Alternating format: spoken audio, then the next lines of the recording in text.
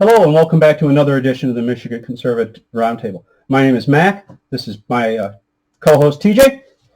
And first I want to thank all of our current subscribers. We are, at the time of this recording, at 912.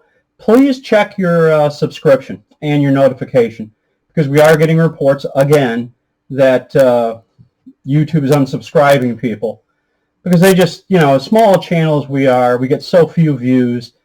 They just seem hell-bent on jacking us around now, because I kind of went after them in a video. So today I want to talk about restoring our American culture, which some people would say is white culture. I don't know that that's true. America's been a melting pot until we stopped. We kept adding ingredients to the pot and they stopped melting. So then we become this multicultural society that doesn't work. It worked when we melted and we were all Americans and we all brought whatever we brought to the table to add into the stew, so to speak.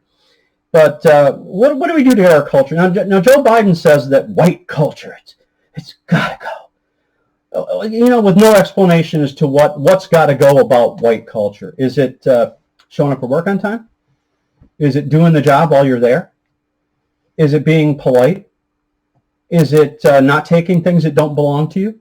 Is it respecting people's private property and the ownership of that property?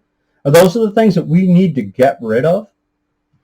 Are those terrible things? You mentioned getting married, having kids with one woman and not 15.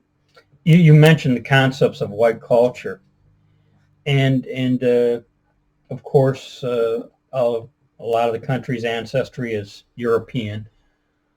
But the concept of a representative government goes back to the Greeks and Romans. Right. So are we to, Well, it's Western civilization. Haven't you heard the chant, hey, hey, ho, ho, Western civ has got to go? What is it they want to replace it with? Totalitarian Marxism? Oh, I see all the benefits of that. But I listened to a guy who's a former mobster. His name is Michael Franzese. And I got mixed feelings about the guy. I think he's making money off his criminal activities of his past. But I think he's not a bad man. He helps a lot of people. And you can watch him on YouTube. The guy's a fantastic storyteller. But he talked about the three most important phrases in the English language when you go to prison. And they are please, thank you, and excuse me. Because failing to say those things could get you in a jam. I bump into you and I don't say excuse me. Now I've disrespected you and now you got to shiv me in the shower. So you say that, and I think of an encounter I almost got into at the gas station last year, because I didn't say thank you loud enough. And the guy, I remember that. The guy pulled his truck over like he was going to block me in, to the point where, and I was filling up my car at the time, and I basically had to present the gasoline thing as almost a weapon. Yeah. I thought, here I am, because I didn't say thank you loud enough, given the guy's whatever his beliefs. Well, I might mumble under my breath, jerk, if I thought a guy ignored me or whatever, and I get it all the time. I'll hold the door open for someone and they don't acknowledge the fact that I've even done it. But it just got me watching the Franzese video. It got me thinking how we can restore our society with those phrases. How hard is it to say thank you or please when you want something, or excuse me at the grocery store, instead of just running over somebody? I'm thinking that if we take a little bit of effort to be polite, we can systematically change our culture back to what it was. And it was a better culture. Now, when I say culture, I don't mean Jim Crow or any of that nonsense. How we treat each other is what makes our culture. And our culture right now is run over everybody. If you can get away with it, do it. You see it on the road all the time. I had an older guy the other day. We were going to get to the four-way stop approximately the same time. But I got there first. I came to my stop. He just kept going. And I laid on the horn because it really irritated me. Because what if I had gone? He might have hit me.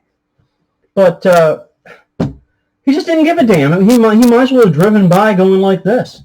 You know, you were saying about the excuse me phrase, and it's almost to the point now where if you inadvertently do interrupt or say bump into someone, mm-hmm.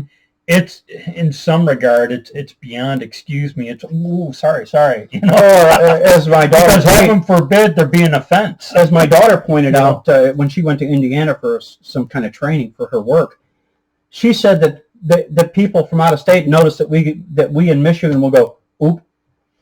We don't say oops. We go oop every time we almost bump into someone. And now every time it happens, and I do it just like a knee-jerk reaction, I think about that. But, you know, if we just treat each other a little better, and that's going to be on you. You know, let there be peace on earth and let it begin with me. So that's all I had to say about that. I thought I'd bounce that off you. If you see if you had any other ideas that might restore, you know, go to work on time. Get there a few extra minutes to let your coworker know that you're relieving them. It makes a big difference to them. Maybe they'll do the same. Pay it forward whenever you get an opportunity. And I know I'm talking probably for most people pie in the sky, wishful thinking. But if we don't do something, it's only going to get worse and worse and worse. No dispute here. All right, so as we like to say on the Michigan Conservative Roundtable, be safe, watch your six, and don't tread on me.